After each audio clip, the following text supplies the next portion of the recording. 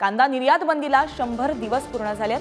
कांदा उत्पादकांना एकरी 1.5 ते 2 लाखांचा यामुळे फटका बसल्याचं कळतंय। निर्यात बंदीच्या वेळी सरासरी भाव 3500 होता, तर सध्या सरासरी भाव हा 1500 वर गेलाय।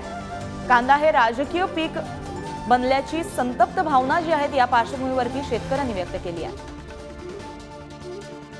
तर कांद्यावरनं राजकारण तापल्याची आणि राजकीय पीक बनल्याची भावना जी आहे ती शेतकरी व्यक्त करताना दिसतायत, कारण मोठ्या प्रमाणात कांदा उत्पादकांचं नुकसान झालंय। 3100 कोटींवर त्यांचे नुकसान पोहोचल्याचं कळतंय। याबाबत अधिक माहिती जाणून घेऊ आमचे प्रतिनिधी किरण यांच्याकडून। किरण, शेतकऱ्यांची मोठ्या प्रमाणात शेतकऱ्यांना नुकसानीचा सामना करावा लागतोय। कांद्याचे भाव जे आहेत आणि त्याबाबतचे जे नुकसान आहे त्याबद्दल शेतकरी खंत व्यक्त करतायत। गार्गी, आपल्याला माहिती आहे की उत्तर महाराष्ट्रातलं कांदा हे प्रमुख पीक आहे आणि त्या पिकाच्याच अनुषंगाने जर विचार केला तर ग्राहकांना दिलासा देण्यासाठी केंद्र सरकारनं निर्यात बंदी लागू केली। त्या निर्यात बंदीला 100 दिवस उलटले आणि त्या सगळ्या पार्श्वभूमीवर एकरी जो तोटा जर बघितला तर तो 1.5 ते 2 लाख रुपये आहे। त्यामुळे साहजिकच कांदा उत्पादक, व्यापारी आणि एकूणच हे सगळं जर गणित बघितलं तर त्याचा नुकसानीचा आकडा हा 3100 कोटींवर गेलेला आहे।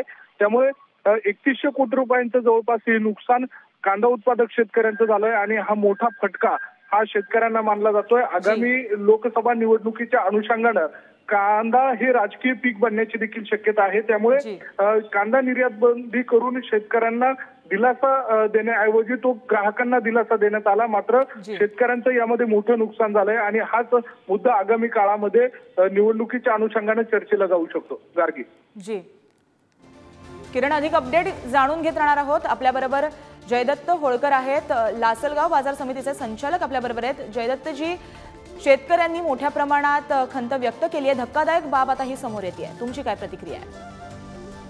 नाही, एकदम वस्तुस्थिती आहे ती मॅडम। साधारणतः 8 डिसेंबरला जेव्हा निर्यात बंदी झाली त्यावेळेस जर आपण कांद्याचे बाजारभाव बघितले तर 4 ते 4.5 रुपयाचे दर प्रति क्विंटलला मिळत होते आणि निर्यात बंदीनंतर साधारणतः ते बाजारभाव 1200 ते 1500 पर्यंत शेतकऱ्याला मिळते। म्हणजे प्रति क्विंटल 2000 रुपयांनी त्याला तोटा सहन करावा लागतोय। नाशिक जिल्ह्याचा जरी आपण विचार केला तर रोजची साधारणतः 1.5 लाख क्विंटलची आवक सगळ्या बाजार समित्यांमध्ये आहे आणि 2000 रुपये क्विंटलनी जरी बघितलं तर साधारणतः रोजचा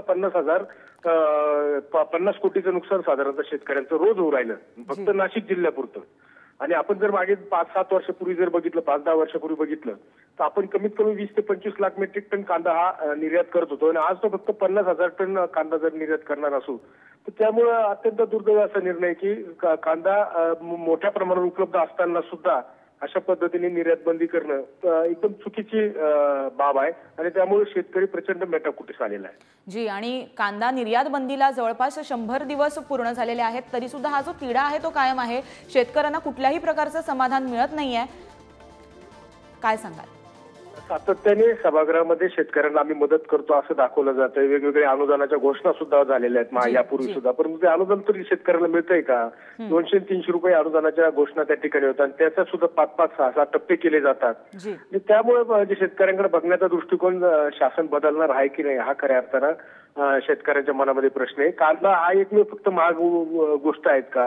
आणि महाग म्हणण्यापेक्षा त्या कांद्याला दरच केंद्र शासनाने ठरवले नाही, त्याचा दर काय असणार आहे? जेव्हा त्याचे रेटच ठरलेले आहे त्याच्यावर महाग आणि स्वस्त कसं असणार? म्हणजे शेतकऱ्यांची मागणी आहे की आम्हाला काहीतरी फिक्स रेट ठरवून द्या की जेणेकरून आम्हाला समजेल की आम्ही पिकवलेल्या कांद्याला एवढे दर मिळू शकतात। तर कुठल्याही प्रकारे केंद्र शासनाकडून त्याच्या पद्धतीने निर्णय होत नाही। केवळ बाजारभाव वाढले, फक्त निर्यात बंदी करणं एवढाच एक उपाय आणि एवढाच एक पर्याय केंद्र शासनाला त्या ठिकाणी सुचतो आणि त्या पद्धतीने शेतकरी अडचणीत आणण्याचं काम केंद्र शासनाचे अशा वेगवेगळ्या धोरणामुळे होत आहे। जी, जयदत्तजी, धन्यवाद तुम्ही दिलेल्या प्रतिक्रियेबद्दल। तर निर्यात बंदीनंतरची राज्यातली ही सर्वात धक्कादायक बातमी समोर येते। कांदा निर्यात बंदीला 100 दिवस पूर्ण झाले आहेत, मात्र शेतकऱ्यांची चिंता जी आहे आणि त्यांचं समाधान अजून झालेलं नाहीये। येत्या काळात नेमकी काय चित्र आपल्या डोळ्यासमोर येते हे सुद्धा पाहणं महत्त्वाचं ठरेल।